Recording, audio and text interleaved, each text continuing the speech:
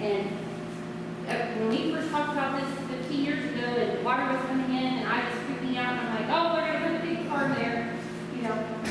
But we just have to be open to new ideas, and I think if the township has these meetings, and I know you have them every month, but we all get busy and we let it go by. I think it was very good how you brought out the plan for the next 4 meetings, so it can be in our calendar.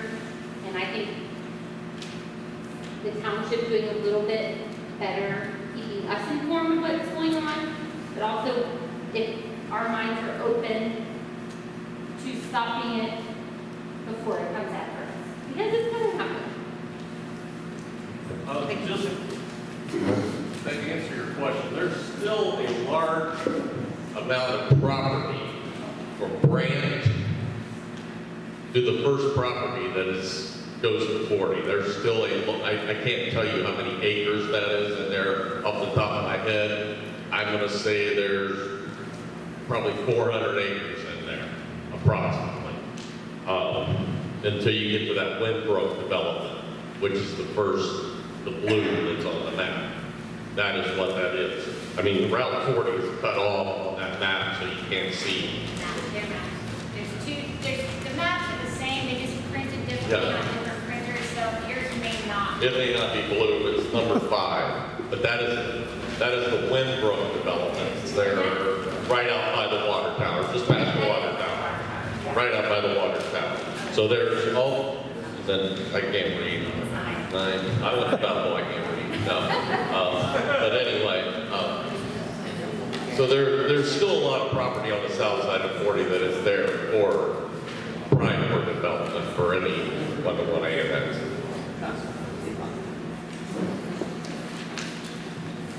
Yeah, my name is Leo. When you say majority property owner, does it make any difference how much property how many acres they own, or just the number of people? It's based on the number of owners. I'll find the exact definition of owner for you, but that's a great question. And then if you give me a few minutes here, because I don't have it memorized, I want to say it exactly right.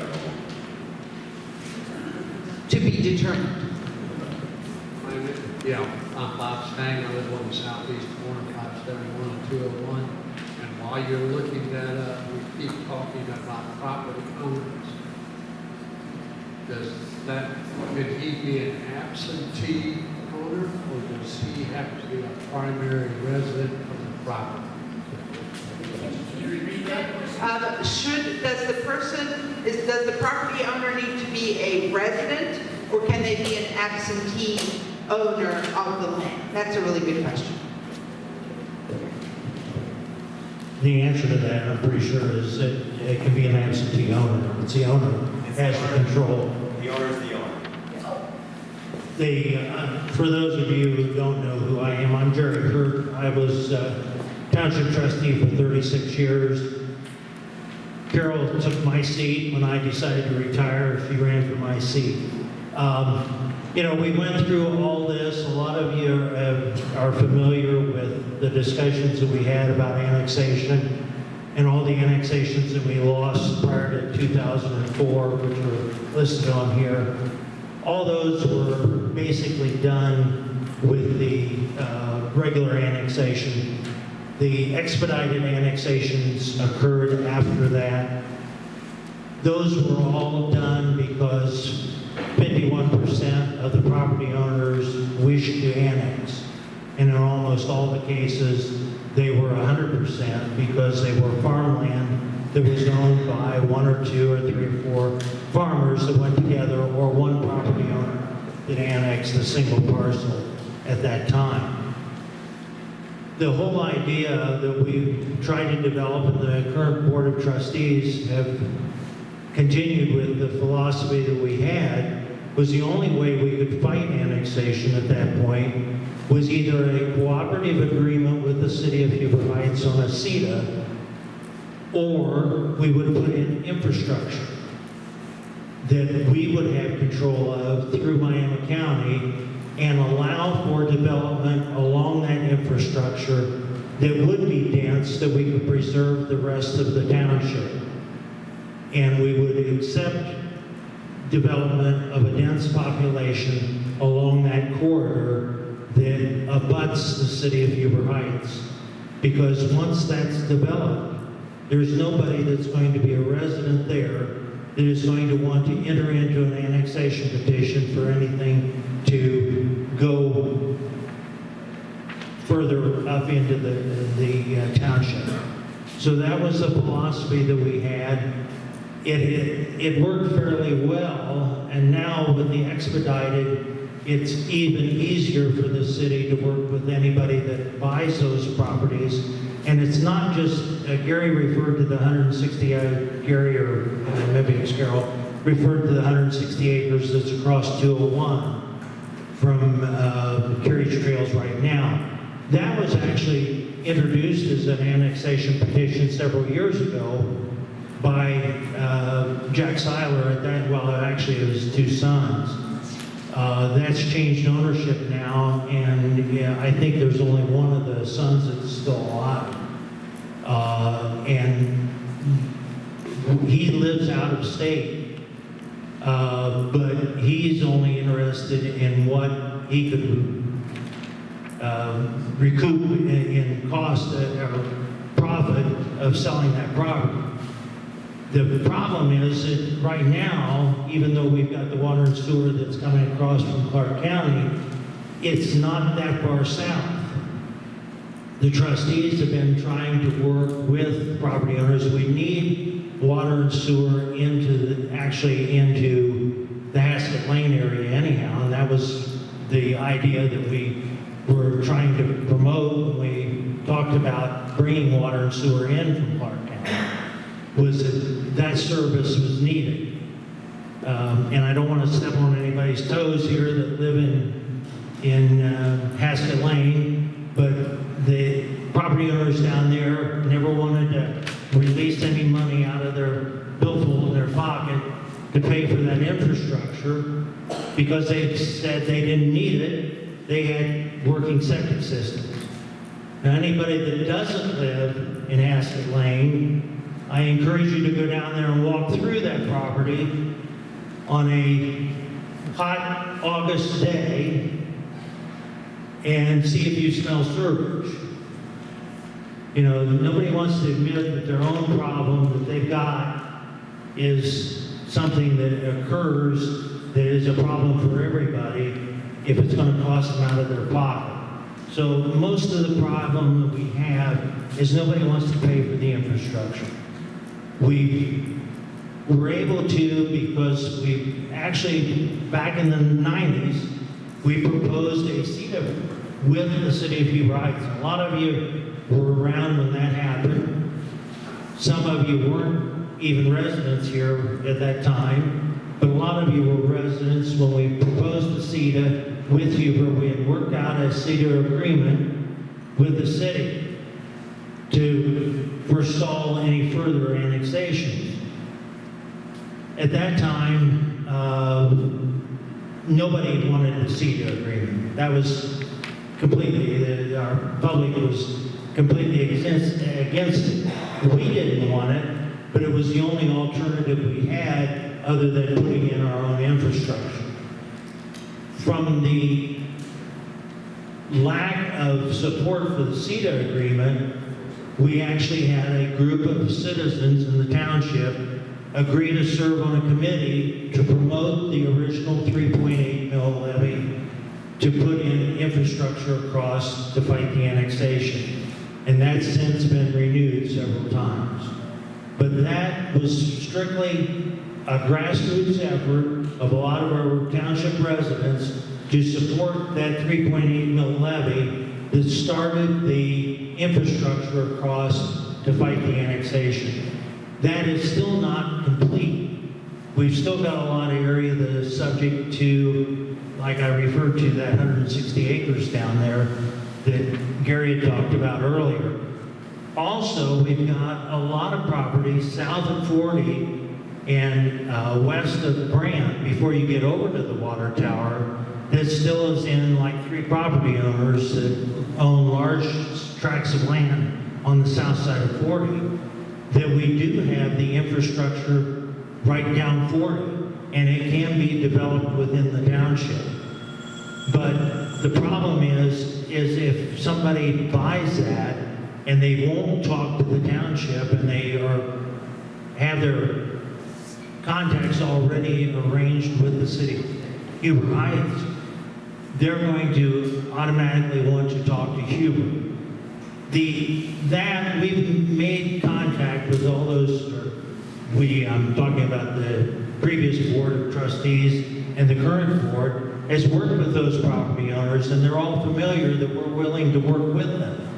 But if we get a grassroots group of people out in the township that don't have anything to do with that corridor at all, and start objecting to development along the 40 corridor, and threaten to take annexation petitions, or not annexation petitions, but zoning petitions to referendum, guess what's going to happen? Anybody that owns property along there and they see that there's a referendum going against a zoning that the township has approved, they're not about to talk to the township. They're going to go straight to Huber because they know that if it goes through all that, they've got a bunch of legal expenses and everything. So there's no way they'll talk to Bethel Township and try to develop within the confines of the township. So when you hear people talking and they don't understand the fundamentals of what's going on, make sure you try to educate them as to the fundamentals and not just listen to what they're hearing on the rumor mill or what may be posted on Facebook or something like that.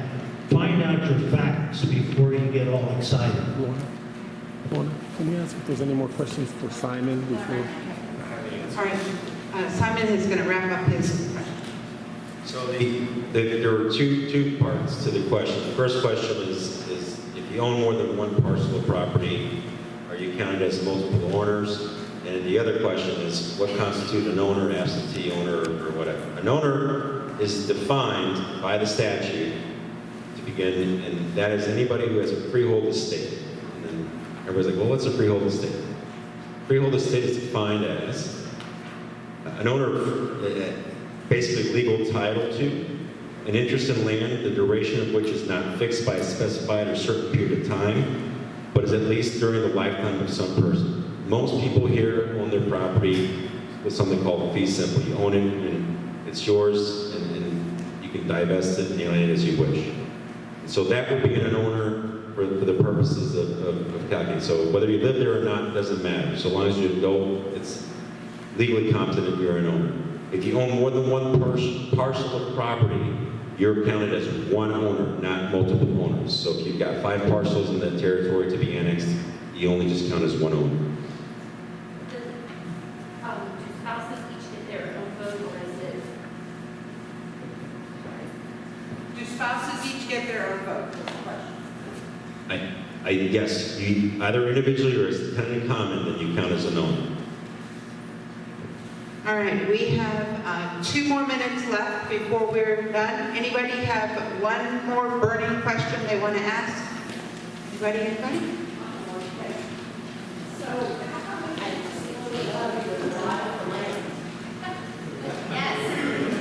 Why can't we just float a levy to buy up the land?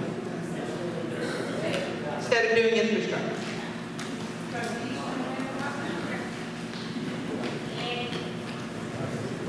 We don't have to end this meeting right at 8 p.m., but we know that Simon needs to get going at 8 p.m. So I'll answer that in a second, but if anybody has any other questions for Simon, now's your chance. You got 2 minutes. The CEDAM thing that was developed prior, was that to allow the children that area to go to Bethel schools? I'm not sure what the CEDAM thing is. You can ask Gary. Is that something we can table later? Yeah. Okay. Okay, well, first of all, if we could give Simon a round of applause. Okay. I told you, I'm an old woman. It takes me a while.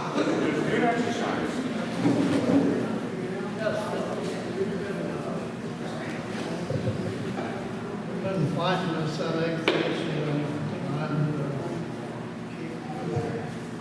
Now, so, it seems like we're losing battle.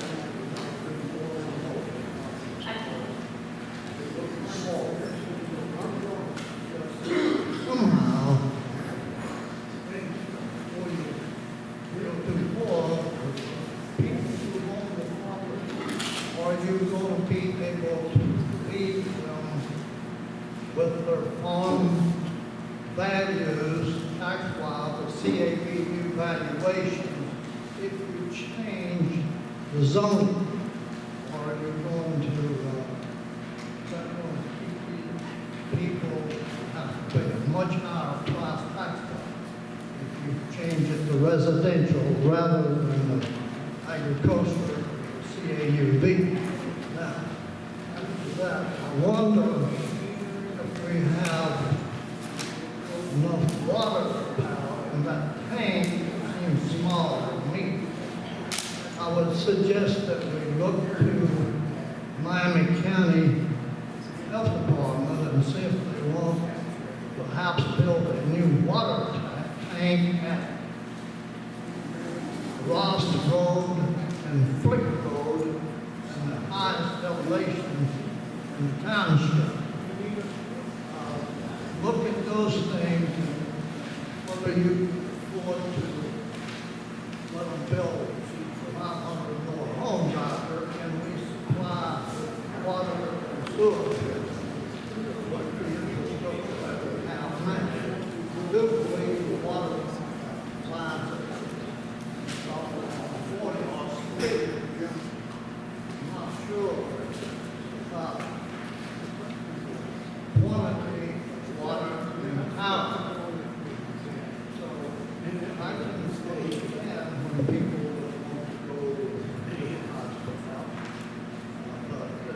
offer them the same quality of service that they get there, they wouldn't want to.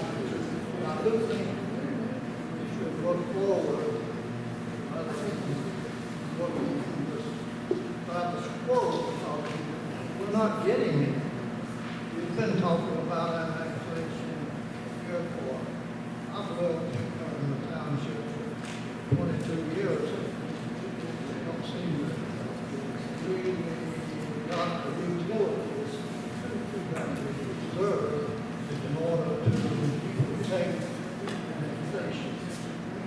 So I was another thing, I wonder if this annex residential mode, I would recommend that they have a barrier along Route 40. That would be setback. If they want to build there, it would be an area across Route 40 that would be on business places or whatever. Nice to have big ones facing busy out and west.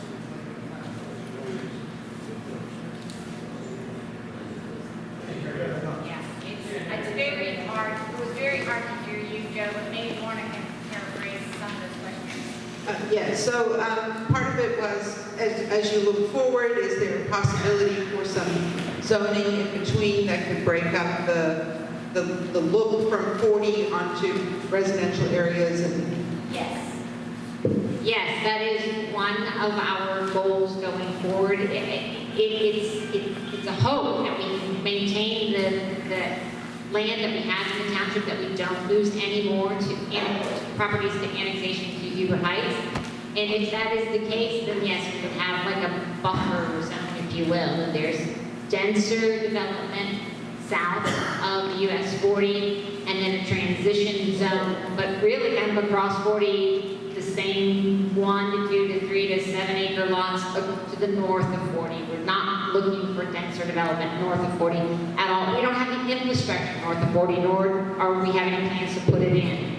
Can you address Yeah. the question about the levy? So then, with regards to the levy, It gets a little bit complicated, but the township can buy land if we have the funds. We bought the two properties in front of here, the Molly Burger and IOOF. Bellswall, thank you. And the problem comes when we try and sell it, and we can't really sell it. So we have to turn it into a park, which is a good idea.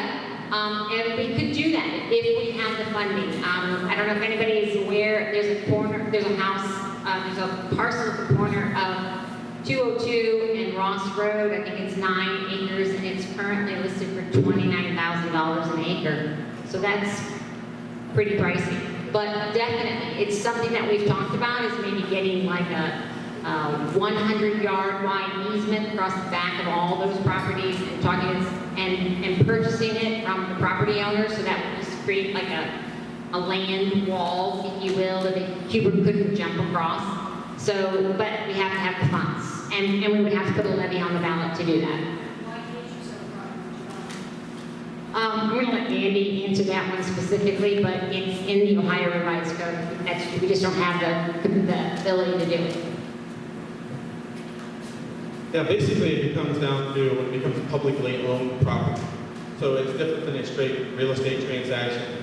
And there's a lot of things that go along with that. We have the ability to do things with auction or transfer to another agency like the Miami County Park District or something along those lines. It just becomes publicly owned land, which is different than privately owned land. So it can be dispersed, but it's how it's dispersed. It can't be sold as a normal piece of real estate. Can it be rented out? I'm sorry? Can it be rented out to like farmers since it's farmland? Absolutely, you can still do that. And I think if I can add, that's part of what these meetings are for, to talk about ideas, to generate conversation, to talk about what tools we have at our disposal, who's willing to participate in these conversations. Because again, I think, the issues that have come up over the last couple of years have really exposed a lack of understanding about what the township is able to do. I think it's exposed we've had a lot of change. My kids graduated, my son graduated in 2016 in a class of 68 or 69 kids, and my daughter graduated in 2018 with a class of 110 or 15 in 2 years. So we know that change is hard. We are all living with that change as well. But change is coming. And we don't have very many tools at our disposal to stop that change, other than a community will to do that. And that's where we need to have these conversations. At the public hearing a couple weeks ago, we had a list. We asked people to sign up. If you are interested in being part of the conversation, we want to hear from you. If you don't agree with us, that's okay. We want to hear from you. We have nothing to hide. We have nothing to gain. We are all citizens. We're your neighbors. And we want to have these conversations because that's where solutions come. When it's neighbor against neighbor and finger pointing and blaming, we all lose. And that's where we thank you. That's a fabulous idea. What if we put an issue on the ballot and we all, as taxpayers, vote to buy land up? I would love that. I would love to have some open space areas that are there. We can drive by and we can all appreciate the beauty of that. But as township trustees, it's our obligation to do the taxpayers' will. We don't have an unlimited fund of money. We have to pay for fire trucks and we have to pay for roads. Here's something that a new trustee learned. Does anyone here know how much it costs to pave a mile of road?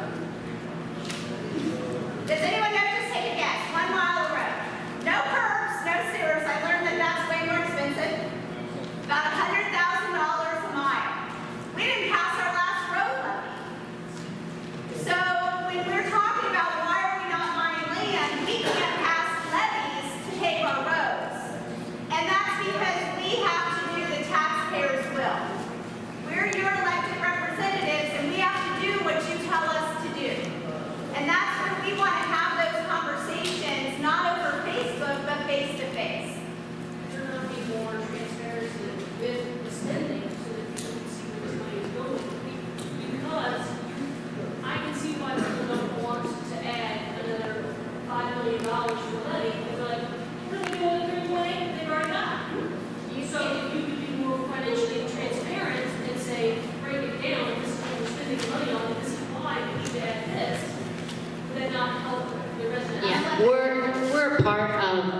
Open Checkbook. You can log on to Open Checkbook, Bethel Township, Miami County, and you see everything, absolutely everything that's been spent, where it goes to, what fund it comes from. It's Open Checkbook. I think it's org. It might be gov, but just Google Open Checkbook, and we've been on that for 5 years, I think, at least. Just one statement to that is there's a little delay because it's our last audit cycle.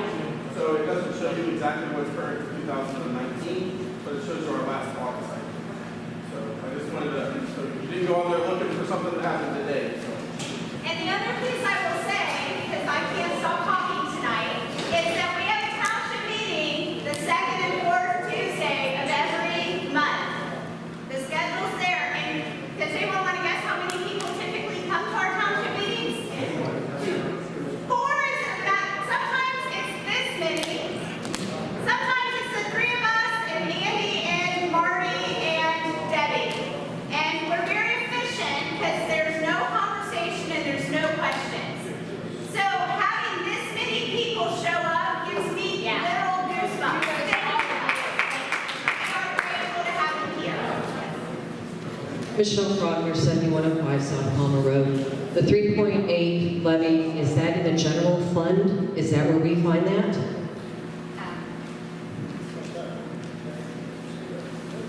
The 3.8 mill levy does go into the general fund, but it's actually a separate line item in our budget. And Debbie Watson, our fiscal officer, has done a phenomenal job of keeping all those funds separate. And if you want, we do it about every 2 years. We do a spreadsheet for the trustees of what exactly came from that fund so that we can see in one fell swoop. And the 3.8 mill levy was first passed in 2003. It's for a variety of things. It's for infrastructure, mainly infrastructure. That's what we've used it for. But it can be, oh my gosh, also property acquisition. We can use it for road paving, which is infrastructure. We're drawing a blank right now, but it's got agricultural easements, development rights, which development rights have now gone away. It's just under the category of agricultural easements. So there's a whole bucket list of things that it can be used for, and we'd be happy to give you that Excel spreadsheet if you want to see what we have used it on. But mainly about $3 million of it has gone into road, water and sewer. We did the sewer to the school back in about 4 or 5 years ago. It's been a while. But the township, i.e. all of you, with your taxes, paid for the sewer line to the school because the township trustees feel strongly that we have a great community and we have a great school, and we don't get one without the other. And I think the feeling is reciprocal from the school as well. I don't need the microphone. I just wanted to be proactive. You guys may already do it, but I think we should solicit to Miami County builders and developers. I don't know if you're already doing that. Maybe have a development right. That's a great idea. Let them know what we offer, the package together. That's a great idea. Miami County builders and developers would be more receptive to understanding our fund. Right, I think that's a great idea. Hi, I'm Lawrence. I live on Howard. Okay, question. I've got a couple questions. I'm going to okay. You know, I'm a fan of the CIC, Community Improvement Corporation. Is there any way we can get that back going? Because it's instrumental in acquiring some property. Well, as you know, Laura, you were on that board for a while. We have a CIC, Community Improvement Corporation. One of the problems with Bethel Township CIC was we didn't have an active board for a variety of reasons. We didn't have the funding to buy the properties. That's the catch-22. If you had a great donor who donated $20 million to get you started, you could start your revolving fund. But we didn't have the money. I think now, though, with the Lake Development Coalition, we could partner up with them. And I think it's such a strong partner. I know my debt partner offered for the FPC to help us as well. Oh, okay. So that's something. Also, have you guys ever talked to the Miami County Soil and Water about any of the agricultural, conservation? So conservation easements, as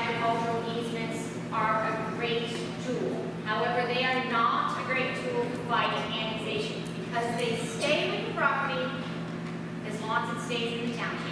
And once it becomes annexed to a municipality, that goes away. And so we could offer an agricultural easement to your property, $2,000 an acre, that gives, that is an agricultural easement to give you, with that, it remains an agricultural perpetuity. However, if you're next to Beaver Heights and you annex, that goes away. It's null and void. Sorry, I wish they could probably better be the city than. Well, no, I'm sorry. So so say Jacob has property next to Beaver, and he says, I want an ag easement, and I'll put my farm and farmland forever. We say, okay, we'll give you $2,000 an acre for your 100 acres, and he says, fine, but keep it in farmland. Jacob sells his property, or he can just decide, oh, I'm going to annex to Beaver Heights. Annexes to Beaver Heights, and that requirement that it remains in agricultural is null and void. It's no longer a thing. Yes. And by the way, we don't get that money back. Right, we don't get that money back. It falls on the property road, it has to stay in the township. If his property was way north of here, and he couldn't annex it to anybody, because there was nothing close that was touching it, then it stays with the property in perpetuity forever and ever and ever, until, if ever, it got annexed to the city. And the municipality, because they have different rules and regulations, all those previous things are null and void. So that's one reason why annexation easements, agricultural easements and conservation easements they're a great tool. North of Crossroads, they're not such a good tool south. Because to your point, it does depend on the honor of the property owner of not annexing. And we want to believe that everybody's going to do that, but when a developer's dangling millions of dollars in front of you, that's a very hard thing to stick with. Yeah, sorry, Jacob, don't sell your property. I also had a question about what if we became a charter township? Are you talking about a home rule township? A charter township. Don't explain exactly what you mean by that. Well, I talked to a gentleman today, Steve Wolf, he is the trustee, one of the trustees of Clay Township. He's also on the state board of township, and he would be interested in talking with us about becoming a charter township because you cannot be annexed if you are a charter township. What's the size requirement on a charter township? He did believe, he wanted me to believe there was not a size limit. So, but he did, the one caveat was that you did have to pay for your own legal counsel. Well, that's a caveat of home rule townships as well. We've definitely looked at a lot of things. We've looked at incorporating as a village, which then would be our own municipality, the municipality of Bethel Township. The problem with that, thanks to Andy Earhart for doing that research, is that in order to incorporate as a municipality, if any of your borders are closer than 3 miles to the nearest municipality, that municipality has to give a letter of agreement. And for us, sorry, I don't mean to yell. For us, we've got New Carlisle, we've got Tip City, and we've got Beaver Heights. And while Tip City would probably say, we don't care, and New Carlisle probably doesn't care either, Beaver Heights is never, ever going to give us that letter. We've also looked into Home Rule Township that does not protect us from annexation, but we do have to provide our own legal counsel. We've looked at a number of ways, and we'll be definitely interested in looking into Charter Township. That's definitely something that, if it proves true, we'd be considering it. Okay, any more questions? Anybody else? Anybody else? Trustees will be here for a while. If anybody has any questions that you are microphone shy. Thank you all very much for being here. Yes, come back. Before you leave, we did record this entire session, so you will, if anybody says, boy, I couldn't be at that meeting, you can tell them to watch it. It'll be fascinating, like Bethel's own C-SPAN, called B-SPAN. Simply posting that link on the Facebook page and on the township page. So please encourage your neighbors, your friends, your people you're talking to check this out, and then make sure you come to the next meeting. And if you are interested in a land use conversation, please come give us your phone number, your email, so we can continue to invite